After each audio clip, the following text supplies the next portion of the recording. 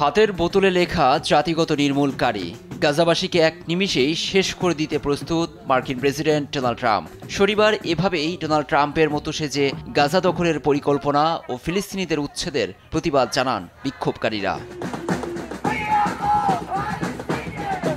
গাজা দখলে মার্কিন প্রেসিডেন্ট ট্রাম্পের পরিকল্পনার বিরোধিতা করে শনিবার লন্ডনের রাজপথে নামে হাজার হাজার মানুষ। উপত্যকা বিক্রিযোগ্য নয় লেখা প্লেকার্ড নিয়ে স্লোগান দেন তারা। কেউ কেউ ট্রাম্পকে জাতিগত নির্মূলকারীর মাস্টারমাইন্ড হিসেবে অভিহিত করেন।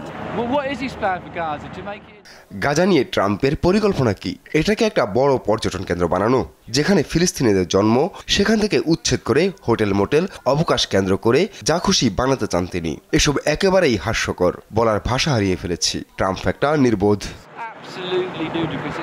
বিক্ষোভকারীরা এক পর্যায়ে লন্ডনের মার্কিন দূতাবাসের দিকে অগ্রসর হয়। ট্রাম্পের ষড়যন্ত্রের বিরুদ্ধে দেন ঐক্যবদ্ধের ডাক। এদিকে কানাডাকে যুক্তরাষ্ট্রের ৫১তম অঙ্গরাজ্য হিসেবে করে নেয়ার ট্রাম্পের মন্তব্যেরও কড়া সমালোচনা করেন তারা। আর গাজাকে ৫২তম রাজ্য করার ষড়যন্ত্র চালাচ্ছেন বলেও অভিযোগ বিক্ষুব্ধদের।